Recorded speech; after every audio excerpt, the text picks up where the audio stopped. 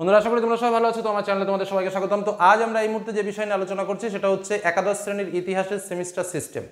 তো এই সেমিস্টার সিস্টেমের আমাদের আজকের আলোচনার মূল বিষয় সেটা হলো ইতিহাস। তো আজ ইতিহাস থেকে তোমাদের সিস্টেমটা একটু বলে দেবো, কিভাবে পড়বে সেটা একটু বলবো, তার সঙ্গে একটা বইয়ের নাম বলবো যে বইটা আমাদের শিক্ষকের কাছে সব থেকে বেস্ট মনে হয়েছে। এবং এই মুহূর্তে যে কটা বই হাতে এসছে তার মধ্যে 7-8টা বই হাতে এসছে, প্রত্যেকটা বই ওভারঅল খুব ভালো। তার মধ্যে যে বইটাকে বেস্ট মনে হয়েছে শুধু জাস্ট সেই বইটাকেই তোমাদের সামনে শো আপ করবো, ঠিক আছে? পরবর্তীতে ডিটেলস আলোচনা করবো, কারণ আজকে একটু সিলেবাস এবং কোশ্চেন প্যাটার্ন নিয়েও আলোচনা করবো। জাস্ট একটা বই বলবো, সে বইটার নাম অবশ্যই লাস্টে বলবো। তো প্রথম হচ্ছে আমাদের ইতিহাসে এবার দেখতে মনে হচ্ছে 3টে চ্যাপ্টার। কি কি? ইতিহাস পাঠ, সাম্রাজ্য সমূহ এবং শাসন ব্যবস্থার ধারণা, মূল এই 3টে চ্যাপ্টার রয়েছে। এই চ্যাপ্টারের মধ্যে ইতিহাস পাঠ থেকে আমাদের 10 মার্কের প্রশ্ন আসবে, সাম্রাজ্য সমূহ থেকে আমাদের 15 মার্কের প্রশ্ন আসবে এবং শাসন ব্যবস্থার ধারণা থেকে আমাদের 15 মার্কের প্রশ্ন আসবে। এই হলো আমাদের এবছরের কোশ্চেন প্যাটার্ন। অর্থাৎ এই যে 40টা মার্ক রয়েছে, এই 40টা মার্কের কোশ্চেন কিন্তু আমাদের এই 3টে চ্যাপ্টার থেকে আসবে। কিন্তু দেখতে 3টে চ্যাপ্টার হলেও এর মধ্যে এতটা পরিমাণ পার্টস রয়েছে এবং এত তথ্য রয়েছে যেটা কিন্তু অসামান্য এবং প্রচুর প্রচুর পড়তে হবে।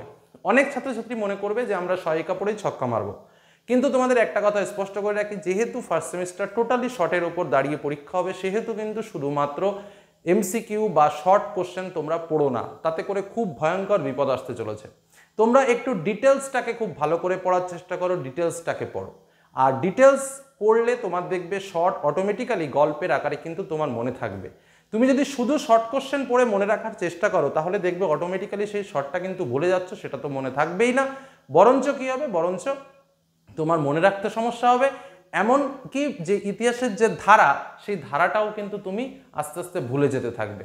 তো যাই হোক, এই হলো মূল কথা। তো প্রত্যেকটা পার্টের মধ্যে অসংখ্য ক্ষুদ্র ক্ষুদ্র বিষয় রয়েছে, যেটা আমাদের ইতিহাস পাঠ ক্লাস আগের সিলেবাসেও ছিল, কিন্তু সেটাকে একটু অন্যভাবে সাজানো হয়েছে প্রত্যেকটা পার্ট।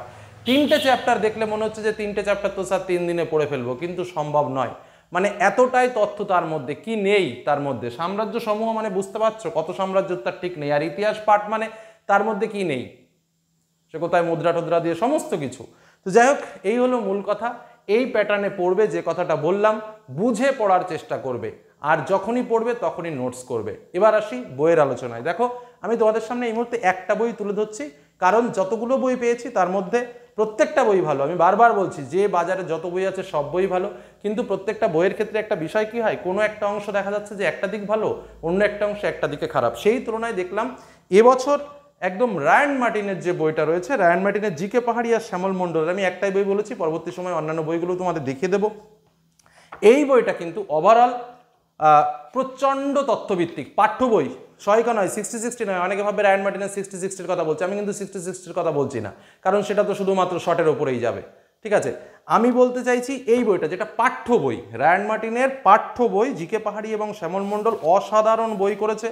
এবং তথ্যগুলোকে, যেটা পাঠ্য বইয়ের তথ্যগুলোকে একদম কালারিং করে দিয়েছে, প্রত্যেকটা পাঠকে আলাদা এবং পয়েন্ট আউট করে তুলে ধরেছে, এবং যেটা গুরুত্বপূর্ণ পয়েন্ট বা যেটা শর্ট কোশ্চেন টাইপের পয়েন্ট, সেই পয়েন্টগুলোকে বেশি হাইলাইট করেছে। এটা কিন্তু ওভারঅল আমার কাছে এবং শিক্ষকদের কাছেও ভালো লাগছে, এবং ছাত্রছাত্রীদের কাছেও কিন্তু এটা খুব ভালো লাগবে।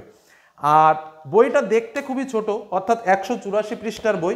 তার সঙ্গে আর একটা যেটা বিশেষ বৈশিষ্ট্য রয়েছে সেটা হচ্ছে মডেল কোশ্চেন বা নমুনা প্রশ্নপত্র দিয়েছে। যেহেতু আমাদের একটা নতুন মডেলের প্রশ্ন আসবে, সেহেতু কিন্তু একটা নমুনা প্রশ্নপত্র কেমন কি হতে পারে তারও একটা মডেল দিয়েছে।